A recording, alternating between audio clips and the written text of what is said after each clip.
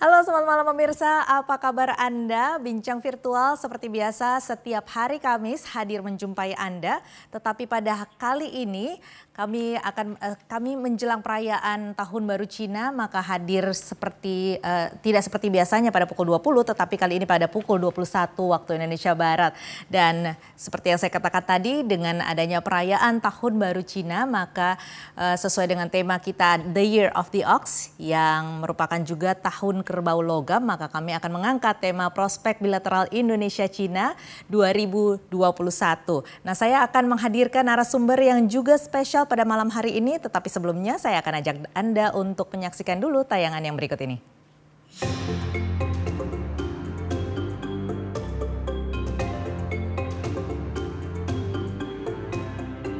Jalinan persahabatan Indonesia-Cina sudah berlangsung selama 70 tahun.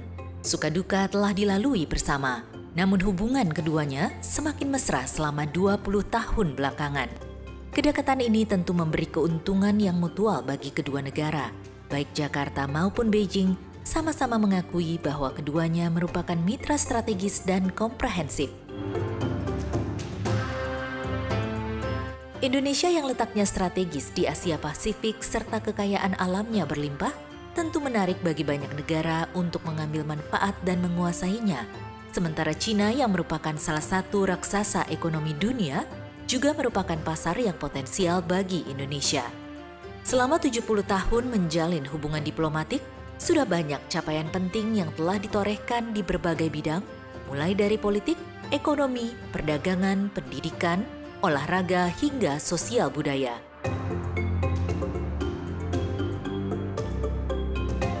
Kerjasama yang saling menguntungkan ini menciptakan suatu hubungan bilateral yang dinamis. Pada pemerintahan Joko Widodo, sejumlah nota kesepahaman dan kebijakan penting juga diwujudkan. Salah satunya Omnibus Law. Meski menuai beragam pro dan kontra, tetapi kebijakan ini dinilai sebagai upaya pemerintah Indonesia untuk menangkap peluang yang ada.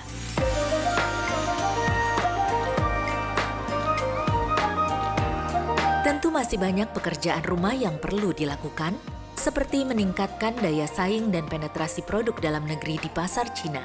Selain itu, penegakan hukum dan kepastian hukum juga diperlukan untuk bisa memberikan kenyamanan dan rasa aman negara lain untuk berinvestasi.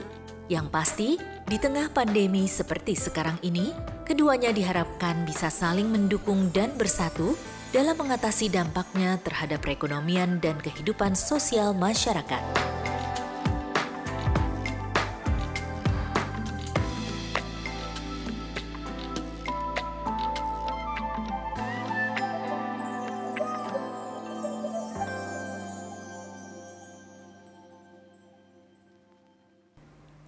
Dan pemirsa, pada malam hari ini saya sudah bersama dengan narasumber yang saya sudah katakan tadi cukup spesial pada hari ini, yakni Dubes Indonesia untuk Cina dan Mongolia, Bapak Jauhari Oratmangun. Selamat malam Bapak Jauhari. Selamat malam Mbak Tasya, apa kabar? Baik, apa kabar Pak? Salam sehat selalu Pak. Ya, salam sehat selalu juga dari Beijing yang sedang meriah. Iya, ini ngomong-ngomong mengenai perayaan Tahun Baru Cina, bagaimana biasanya suasana di sana Pak? Oh, biasanya itu malam ini kan malam kumpul keluarga, tetapi sebelum kumpul keluarga biasanya mereka membersihkan rumah, membersihkan kota dan lain-lain, bersolek. Jadi itulah yang terjadi sekarang saat ini, Beijing bersolek begitu untuk menyambut Tahun Baru China besok. Jadi jalan semua bersih, penuh dengan hiasan-hiasan yang merah, ceria. Jadi luar biasa bagaimana masyarakat menyambut perayaan Tahun Baru kerbau besi ya. Ya, kerbau logam, metal ox tahun ini. Jadi memang luar biasa. Saya sendiri sebelum wawancara ini tadi keliling kota melihat berbagai macam persiapan dan suasana kota yang terang benderang menyambut Tahun Baru China, Tahun Kerbau Metal. Warga negara Indonesia maupun diaspora Indonesia sendiri dalam perayaan Tahun Baru China biasanya apa yang dilakukan Pak? biasanya kumpul-kumpul, tapi tahun ini kan dianjurkan oleh pemerintah di sini, baik pemerintah pusat maupun pemerintah daerah, supaya melaksanakan perayaan itu secara bersama keluarga saja, tidak melakukan perjalanan yang tidak utama atau penting sekali.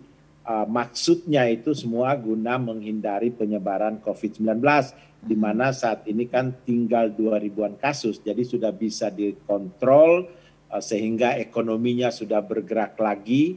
Dengan demikian tidak ingin terulang lagi kejadian tahun 2020.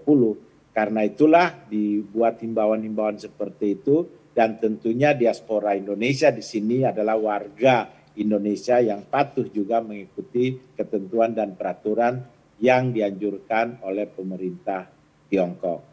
Nah, bagi warga Tiongkok yang tidak pulang itu mereka diberikan bonus. Jadi ada bermacam bonus yang diberikan kepada mereka. Kalau tidak pandemi biasanya apa yang diselenggarakan atau acara-acara yang diadakan oleh kedutaan besar? Kalau kita tidak ya, kedutaan besar Indonesia paling we get together, makan bersama di Wisma maupun di KBRI. Tetapi buat warga Tiongkok ini suatu perayaan utama.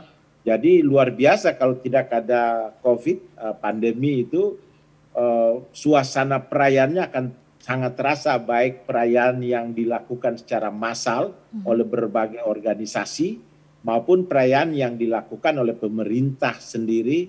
Namun sejak tahun lalu dan tahun ini kan semua tidak dilaksanakan. Yang kegiatan-kegiatan massal seperti itu bukan berarti maknanya berkurang. Sekarang lebih ditekankan pada pelaksanaan atau perayaan antar keluarga. Ya, jadi sebenarnya yang perlu kita ambil adalah sisi positif ya, di mana justru keluarga kita lebih dekat begitu ya Pak?